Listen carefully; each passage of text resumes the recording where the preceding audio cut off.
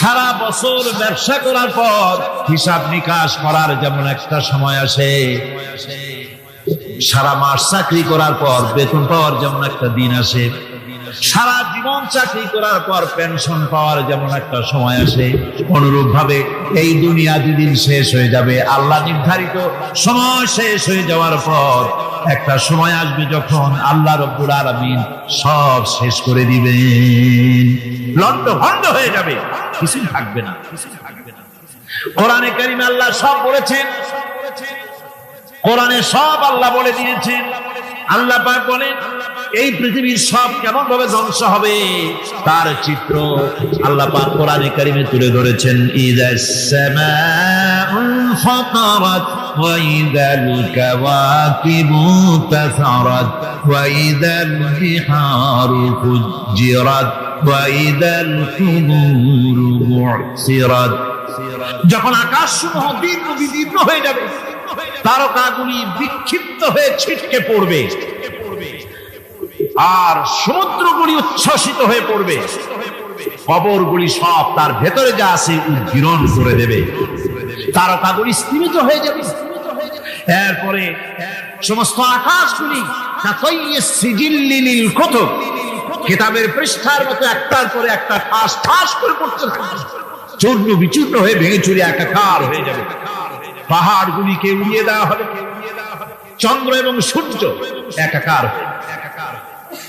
আল্লাহ রাব্বুল আলামিন বলেন ফাইদা বারিকাল বাসার ওয়া খাসাফাল কমার ওয়া জুমিআশ শামসু ওয়াল কমার। চক্ষু যখন বিস্ফারিত হয়ে যাবে, চাঁদ যখন তার আলো হারিয়ে ফেলবে, সূর্য যখন তার আলো হারিয়ে ফেলবে, চাঁদ আর সূর্য সব একাকার হয়ে যাবে, সেই সময়ের অবস্থাটা কি চিন্তা করো। মানুষ হয়রান হয়ে দৌড়াদৌড়ি করবে। ওয়াহুমিলাতিল আরদু ওয়াল জিবালু ফাদুক্কাতা দাক্কাতান ওয়াহিদা। জমিন এবং পাহাড়গুলির মধ্যে আল্লাহ রাব্বুল আলামিন সংঘর্ষ বাঁধিয়ে দিবেন, পাহাড়গুলি ভেঙে চুরে টুকরা টুকরা হয়ে যাবে, পাহাড়গুলি উঁচু করে জমিনের উপরে আছাড় মেরে আল্লাহ রাব্বুল আলামিন ভেঙে চুরে চুরমার করে দিবেন। সুবহানাল্লাহ। আর ভাষায় বলি, আমি আমার ভাষায় কথাটা এভাবে বলি, এই জমিনটা যদি কাগজ হয়, আমার নাকটার কপালটা যদি কলম হয়, তাহলে আমি যে গোলাম দৈনিক 5 বার আমার নাকার কপাল দিয়া জমিন নামক কাগজের উপরে দাস খতের উপরে দৈনিক 5 বার নাকার কপাল দিয়া সই করে দেই, আল্লাহ আমি তোমার গোলাম, আর কারো গোলাম নই, আমি একমাত্র তোমার গোলাম।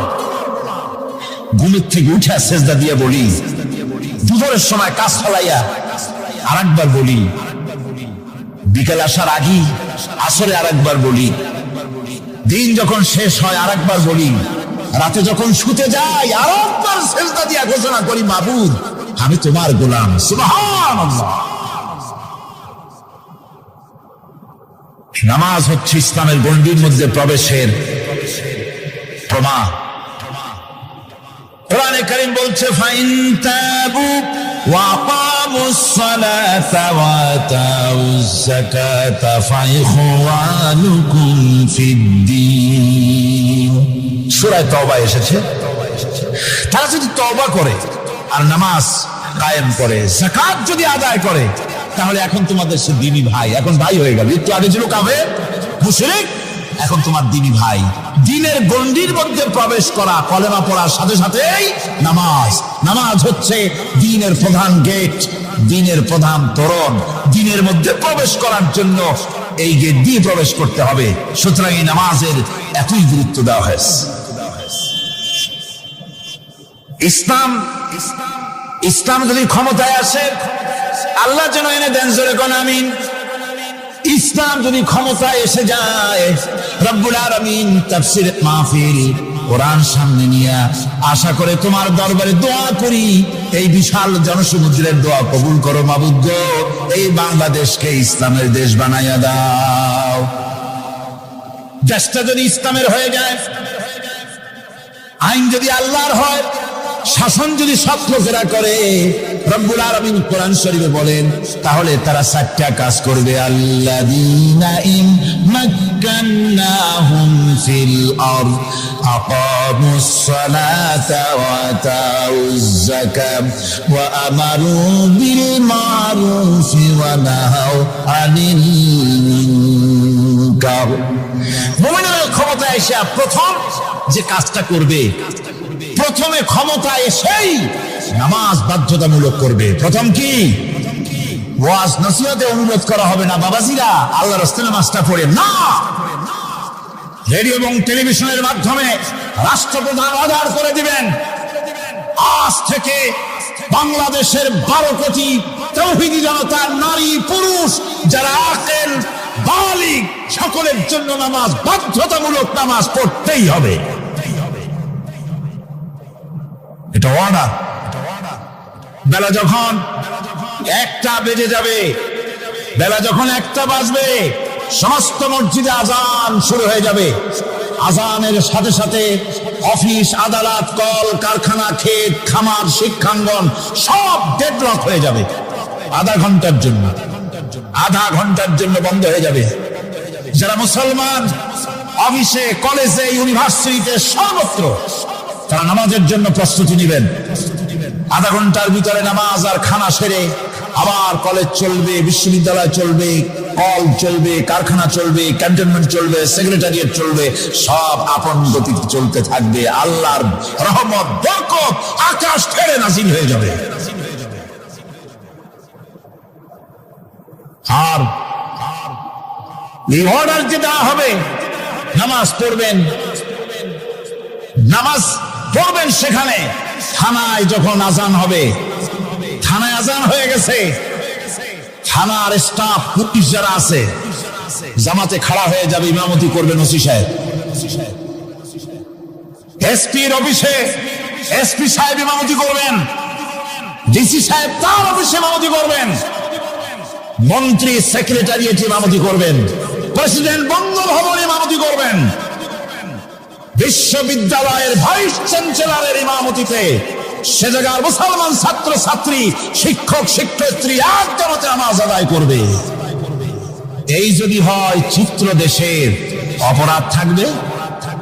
থানায় ওসি সাহেব নিজেই যদি জামাতের ইমামতি করেন, এইভাবে নামাজ আদায় করেন পুলিশদের নিয়ে, জামাতে ঘুষ আর খাবে তারা? এসপি সাহেবের অফিসে, ডিসি সাহেবের অফিসে মন্ত্রীরা যদি ভাবে নামাজ কায়েম করে, তাহলে কি অন্যায় অপরাধ কিছু থাকবে সমাজে? থাকবে না। সুতরাং নামাজ বাধ্যতামূলক করে দেওয়া হবে। নামাজ বাধ্যতামূলক, সকলকে নামাজ পড়তে হবে। নামাজ হচ্ছে অপকর্মের প্রতিবন্ধক। নামাজ পড়লে অন্যায় কাজ থেকে বাঁচার পর, অন্যায় থেকে বাঁচাই কিসে? নামাজ। আল্লাহ রাব্বুল আলামিন বলেন, উতলু মা উহিয়া ইলাইকা মিনাল কিতাবি ওয়া আকিমিস সালাত ইন্নাস সালাতা তানহা আনিল ফাহশাই ওয়াল মুনকার। হে নবী, এই কিতাব তেলাওয়াত করো, যা তোমার প্রতি অবতীর্ণ করা হয়েছে, এই কিতাব তেলাওয়াত করো আর নামাজকে প্রতিষ্ঠা করো। নিঃসন্দেহে নামাজ মানুষকে পাপাচার থেকে বাঁচায়া দেয়। অশ্লীলতা, পাপাচার থেকে মানুষকে বাঁচায় কে? জোরে চিল্লায় কোন কে? নামাজ। এই নামাজ মানুষকে অন্যায় কাজ থেকে বাঁচায় দেয়। নামাজ যে মানুষকে অন্যায় কাজ থেকে বাঁচায়, কেমনে বাঁচায়? আমরা যে নামাজ পড়ি, এই নামাজে তো আমাদেরকে অন্যায় কাজ থেকে বাঁচাইতে পারে না। নামাজি বহুত মানুষ আছে অন্যায় করে, করে কিনা? করে না? করে না? করে।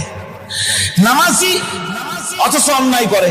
আর আল্লাহ বলছেন নামাজিকে, নামাজ তাকে অশ্লীলতা থেকে ফিরায়। তাহলে কথা কাটটা ঠিক?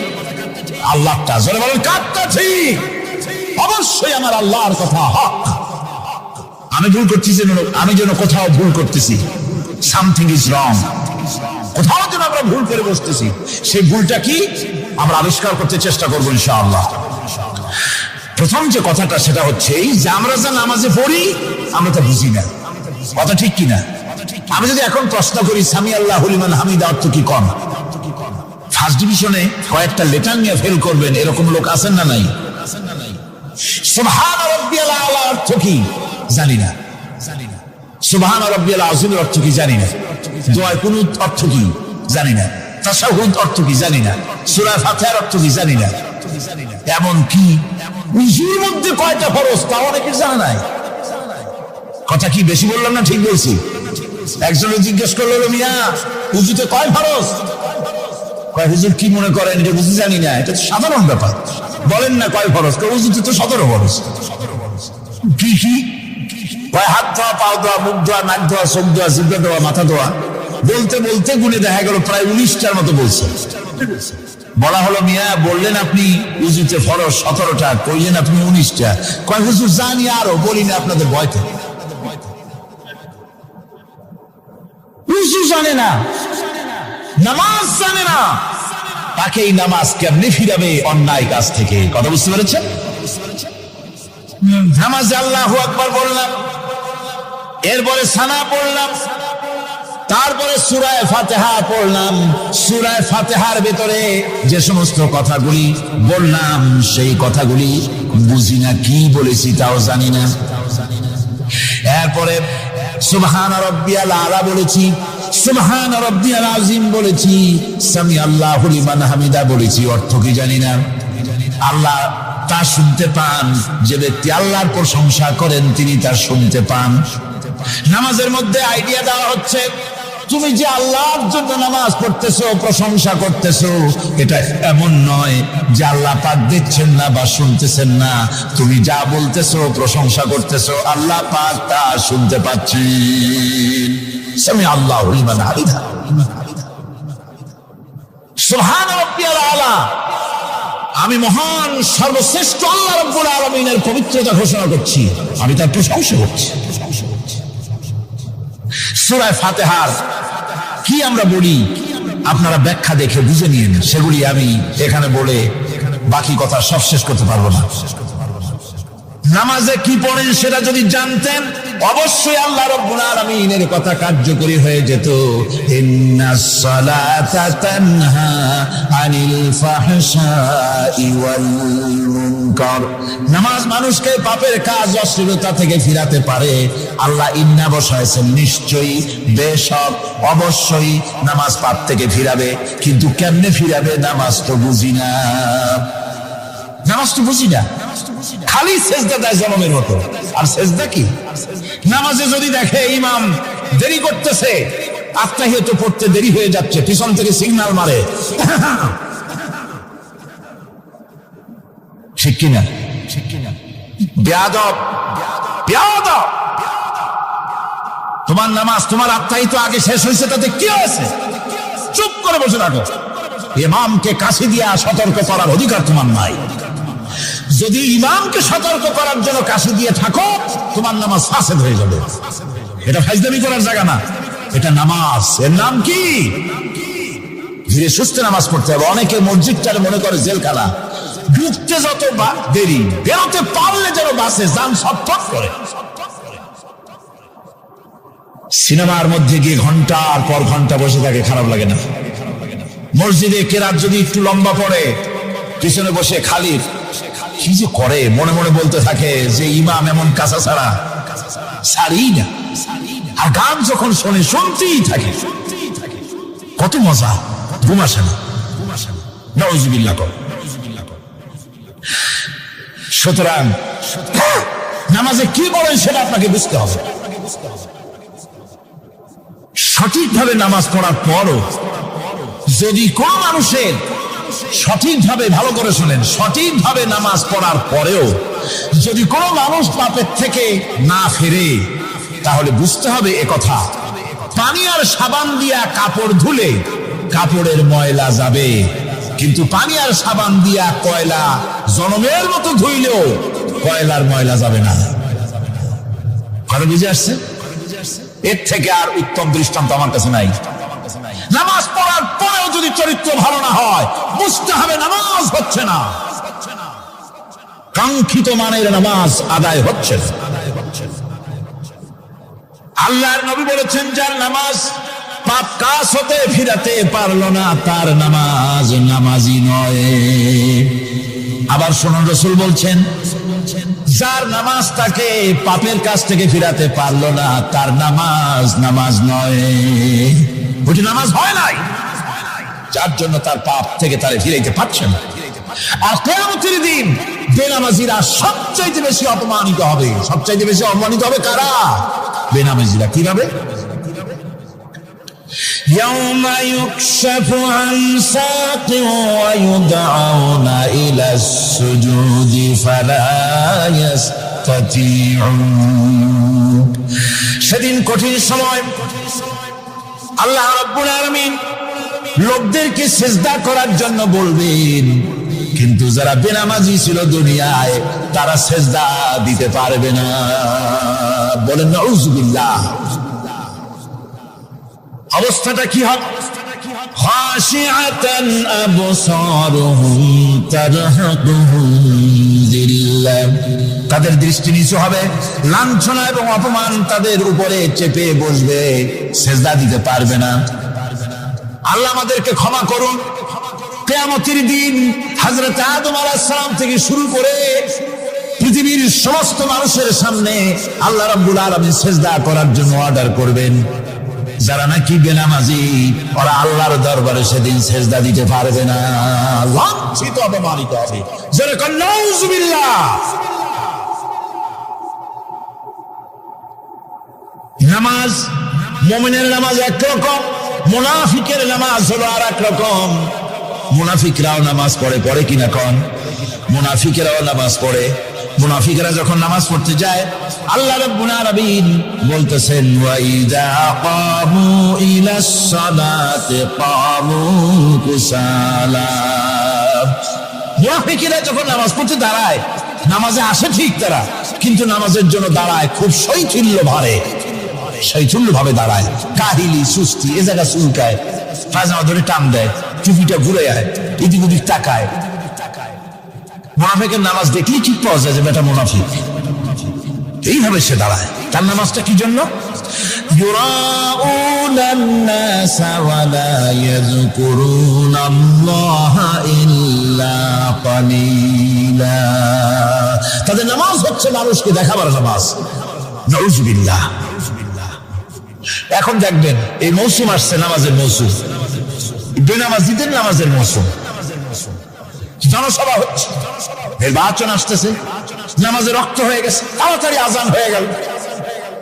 টুপি না থাকলে রুমাল একটা মাথায় দিল, উজু আছে কিনা আছে, আল্লাহু আকবার, যা আছে কপালে হয়ে যাক। মানুষকে দেখাবার জন্য এরা নামাজ পড়ে। এরা আল্লাহর শরণার্থে নামাজ খুব কম লোকই পড়ে। এরা হচ্ছে মুনাফিক। দুনিয়া এবং আখিরাতে কল্যাণের জন্য একমাত্র মাধ্যম হচ্ছে নামাজ।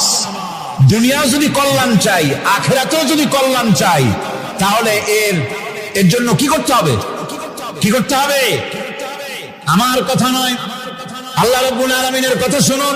রব্বুল আলামিন বলেন ক্বাদ আফলাহাল মুমিনুন আল্লাযীনা হুম ফি সালাতিহিম খাশিউন ওয়াল্লাযীনা হুম লিয-যাকাতি ফাঈলুন ওয়াল্লাযীনা হুম লিফুরুজিহিম হাফিজুন। নিশ্চিতভাবে সেই সব মুমিন কল্যাণ লাভ করবে, নিশ্চিতভাবে। যারা তারা হচ্ছে ওই সব লোক যারা নিজেদের নামাজ ভীতি মিশ্রিত বিনয় ভাবে, ভীতি মিশ্রিত অবস্থায় বিনয়ের সাথে যারা নামাজ আদায় করে, যারা বেহুদা কাজ থেকে বিরত থাকে, যারা যাকাতের পন্থায় কর্মতৎপর হয়, আর যারা নিজের লজ্জাস্থানকে হেফাজত করে। এরপরে আল্লাহ পাক বলেন আল্লাযীনা হুম লিআমানাতিহিম ওয়া আহদিহিম রাউন ওয়াল্লাযীনা আলা সালাওয়াতিহিম ইউহাফিজুন ওয়াল্লাযীনা আলা সালাতিহিম হাফিজুন। আর যারা তাদের আমানতকে পূর্ণ করে, আমানত এবং তাদের ওয়াদা চুক্তি পূর্ণ করে, এবং যারা নিজেদের নামাজ সমূহকে পূর্ণভাবে হক আদায় করে নামাজ পড়ে, নামাজের যারা হেফাজত করে এরা কারা? এরা হচ্ছে উলাইকা হুমুল ওয়ারিসুন আল্লাযীনা ইয়ারিসুনাল ফিরদাউসা হুম ফিহা খালিদুন। এরা হচ্ছে সেই সব লোক, এরা উত্তরাধিকার হচ্ছে জান্নাতের উত্তরাধিকার, জান্নাতুল ফিরদাউসে আল্লাহ রাব্বুল আলামিন এই গুণ বিশিষ্ট লোকদের জন্য জায়গা করে দিবেন। জোরে কোন সুবহানাল্লাহ। নামাজকে পড়তে বলা হয়নি, কোরআন শরীফে বলা হয়েছে নামাজ কায়েম করো। কি বলা হয়েছে কম তো দেখি? নামাজ কায়েম করো, নামাজ পড়ো, এই কথা কিন্তু কোরআন শরীফে কোনো জায়গায় আছে নাকি? এখন কায়েম করা কারে বলে? একটা গুরুত্বপূর্ণ আরেকটি বিষয়, নামাজ কায়েম করতে বলা হয়েছে। কায়েম কি? কায়েমটা হচ্ছে দৃষ্টান্ত স্বরূপ বলা যায় যে জিনিসটা সমাজে প্রতিষ্ঠিত আছে ওইটারে বলে কায়েম হওয়া, আর যেটা প্রতিষ্ঠিত নাই ওটা কায়েম নাই। কায়েম মানে হলো প্রতিষ্ঠিত থাকা। যেমন আমাদের দেশে, আমাদের সমাজে নারী পুরুষ শিশু বৃদ্ধ সকলেই কাপড় পরা, শাড়ি পরা, লুঙ্গি পরা, এই কাপড় পরাটা কায়েম আছে, প্রতিষ্ঠিত আছে না নাই? যার কারণে কাপড় পরা সমাজে কায়েম আছে বলে উলঙ্গ মানুষ সমাজে খুঁজে পাওয়া যায় না, পাগল ছাড়া, ঠিক কিনা? একটা বাচ্চাকেও যদি উলঙ্গ হতে বলেন এখানে 5 বছর 6 বছর একটা বাচ্চাকেও, সে কিন্তু রাজি হবে না, ঠিক কিনা? যেহেতু কাপড় পরা সমাজে প্রতিষ্ঠিত আছে সেহেতু উলঙ্গ মানুষ পাওয়া যায় না, কাপড় পরাটাই এখানে প্রতিষ্ঠিত। সুতরাং এখন অবস্থাটা এই হয়েছে, কাপড় পরা প্রতিষ্ঠিত আছে বলে কোন উলঙ্গ মানুষ এসে যদি এই মঞ্চে দাঁড়ায় আর বলে আমাকে একটু বক্তৃতা করতে দেন, আপনারা কি করবেন? মঞ্চে তো উঠতেই দিবেন না। উলঙ্গ মানুষ যদি কোনো চাকরি নিতে যায় ইন্টারভিউতে, তাকে লাইনে দাঁড়াইতে দেবে? দেবে না। এমনকি উলঙ্গ হয়ে যদি বাড়িতে প্রবেশ করে তার বড় দূর দূর করে তাড়াই দেবে, ঠিক কিনা? যেহেতু সমাজের ভিতরে কাপড় প্রতিষ্ঠিত আছে সেই জন্য এই উলঙ্গ মানুষ পাওয়া যায় না। অনুরূপভাবে নামাজ যদি প্রতিষ্ঠিত হতো সমাজের ভিতরে তাহলে বেনামাজি খুঁজে পাওয়া যেত না। চাকরি করতে গেলে সেখানে নামাজ মানদণ্ড হয়ে যেত, নামাজ পড়ে কিনা তা দেখে নেওয়া হতো, বেনামাজি লোক পাওয়াই যেত না যদি প্রতিষ্ঠিত থাকতো। প্রথম প্রশ্নই হতো তুমি নামাজ পড়ো কিনা। ইলেকশনে যদি একজন উলঙ্গ মানুষ এসে দাঁড়ায়, ভাইরা এবার আমার বোতল মার্কা বাক্স, উলঙ্গ মানুষ এসে ভোটে দাঁড়াইছে, আপনারা ভোট দিবেন? দিবেন। ওইটা কাপড় প্রতিষ্ঠিত আছে বলে, লুঙ্গি প্রতিষ্ঠিত সমাজে আছে বলে উলঙ্গ মানুষকে আপনি ভোট দিবেন না। নামাজ যদি প্রতিষ্ঠিত থাকতো সমাজে, বেনামাজি মানুষ যদি এসে মঞ্চে দাঁড়ায় যতই বলতো আমি ক্ষমতায় গেলে এই করব সেই করব, নামাজ প্রতিষ্ঠিত থাকতে পরে বেনামাজিরে কেউ ভোট দিত না। নামাজ যদি প্রতিষ্ঠিত থাকতো তাহলে অফিসের অফিসার তো দূরের কথা, বেনামাজি অফিসের ঝাড়ুদারের চাকরিও তার কিসমতে যুক্ত না যদি নামাজ প্রতিষ্ঠিত থাকতো। এর নাম হলো নামাজ কায়েম হওয়া। নামাজ কায়েম থাকলে এই অবস্থার সৃষ্টি হতো। এই জন্য আল্লাহ পাক বলেছেন নামাজকে কায়েম করতে হবে। নামাজ হবে সব ভালো কাজের মানদণ্ড। সমস্ত ভালো কাজের মানদণ্ড কি? নামাজ। নামাজ আমাদেরকে বড় রকমের শিক্ষা দেয়। কি শিক্ষা দেয়? নামাজ আমাদের শিখায় ঐক্য আর ভ্রাতৃত্ব। ভ্রাতৃত্বের আর ঐক্যের শিক্ষা দেয়। এক নেতার আনুগত্য করা শিখায়। জামাত যত বড় হোক, ইমাম হবে কয়জন? একজন ইমাম হবে। আর এই ইমাম মানে কি? নেতা। ইমাম মানে কি? নেতা নির্বাচন শিখায় নামাজে। নেতা নির্বাচন কে শিখায়? নামাজ শিখায়। বোঝেন খুব ভালো করে। কিভাবে? মনে করুন চট্টগ্রাম শাহী মসজিদে ইমাম প্রয়োজন। এখন সেই ইমাম নেওয়ার জন্য ইন্টারভিউ কল করা হলো, বিজ্ঞাপন দেওয়া হলো পত্রিকায়। অনেক আলেম আসলেন। ইন্টারভিউ বোর্ডে যারা বসলেন তারা ইন্টারভিউটা কিভাবে নিবেন যার মাথার চুল লম্বা বেশি তার ইমামতি দেওয়া হবে, যার লুঙ্গিটা পায়ের গিরা